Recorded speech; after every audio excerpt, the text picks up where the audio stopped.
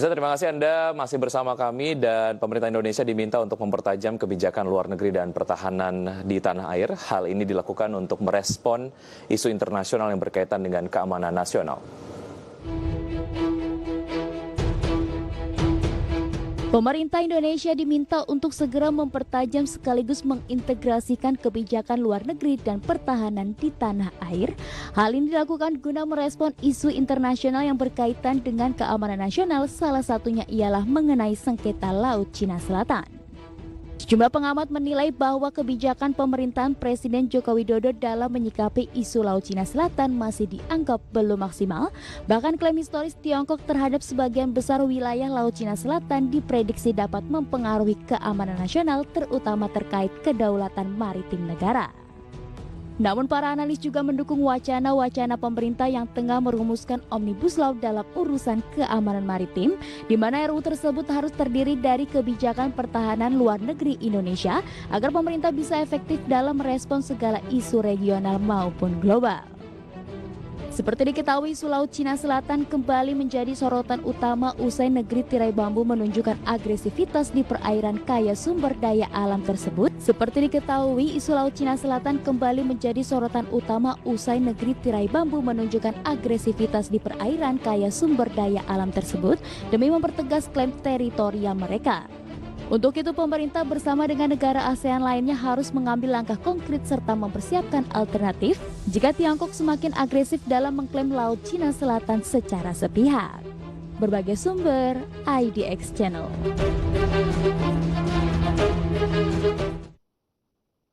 Ya, pemirsa, untuk memperbincangkan topik kita di kesempatan kali ini mengenai Indonesia dan mitigasi konflik di Laut Cina Selatan, sudah bergabung melalui aplikasi Zoom Bapak Hasan Wirayuda, doktor dalam hukum internasional di bidang hukum laut, dan juga Menteri Luar Negeri Republik Indonesia di periode 2001 hingga 2009. Assalamualaikum Pak Hasan.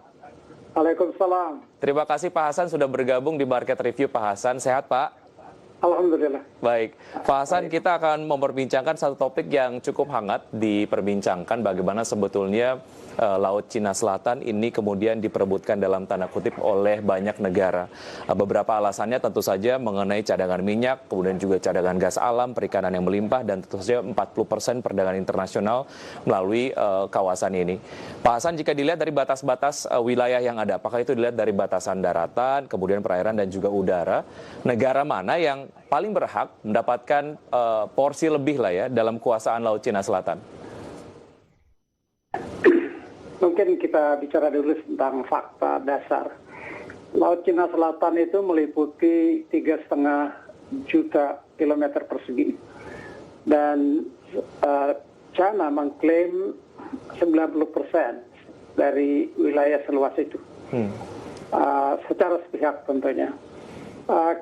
Ketentuan hukum internasional, khususnya Konvensi Hukum Laut tahun 82, memberikan batasan-batasan yang jelas tentang wilayah perairan negara-negara tepian laut, termasuk di Laut Cina Selatan, di luar laut wilayah seperti zona ekonomi eksklusif dan landas kontinen. Jadi mungkin jangan kita bicara dulu tentang luasnya, karena sejauh ini juga belum ada batasan wilayah perairan, dan karena itu luasnya yang disepakati oleh negara-negara yang langsung berkepentingan. Jadi kalau dilihat sebagai negara kepulauan di Laut Cina Selatan dalam artian luas tentunya sampai ke perairan kita, maka dapat dikatakan dari kondisi geografis kita termasuk yang mempunyai wilayah laut, baik laut wilayah maupun laut zona ekonomi dan landas kontinen yang luas. Apakah itu lebih luas dari China? Tergantung kita menghitungnya. Katakan tadi dari luas Laut Cina Selatan seluas 3,5 juta, kalau China mengklaim 90% kan hampir atau sekitar 3 juta kilometer persegi. Tapi apakah itu klaim itu legitimate sesuai dengan ketentuan hukum? Itu yang banyak diperdebatkan selama ini, termasuk keputusan di Permanent Court of Arbitration tahun 1916. Maaf, saya ulangi 2016.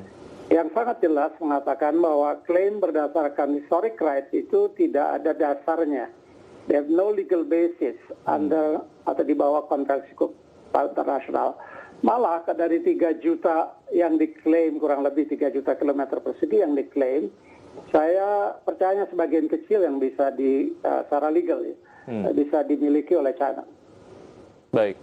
Ya, Pak Hasan, mengenai klaim Tiongkok sendiri akan Laut Cina Selatan mendapatkan penolakan dari Pengadilan Arbitrasi Internasional pada tahun 2016. Namun upaya penguasaan Laut Cina Selatan oleh Tiongkok masih terus kemudian dilakukan. Satu hal yang jadi satu alasan lah ya mengapa Tiongkok tetap melakukan ini adalah karena Tiongkok mengatakan memiliki hak historis akan Laut Cina Selatan.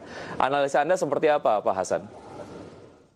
Hak historis itu banyak dimajukan oleh sejumlah negara ketika negara-negara sedang merundingkan konvensi hukum laut selama 10 tahun, 1972 sampai 1982. Chili misalnya mengklaim wilayah perikanan mereka sejauh 400 nautical mile, dan banyak negara lainnya juga yang ekstrim. Tetapi kesepakatan dan konsensus di dalam proses pembentukan hukum laut itu, konvensi hukum laut, disepakati bahwa untuk apa yang dulu dikenal sebagai zona perikanan, sekarang ZEE, itu ditentukan batas maksimum 200 nautical mile, 200 mil laut.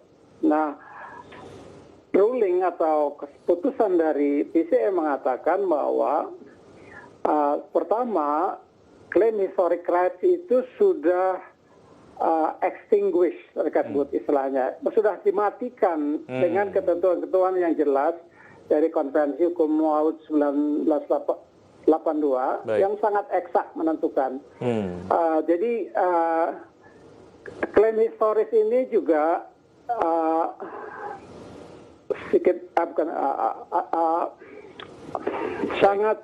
sangat arbitrary. Dia tidak ada ukuran yang jelas, takaran yang jelas, seperti yang diterminkan dalam 9 Days Line.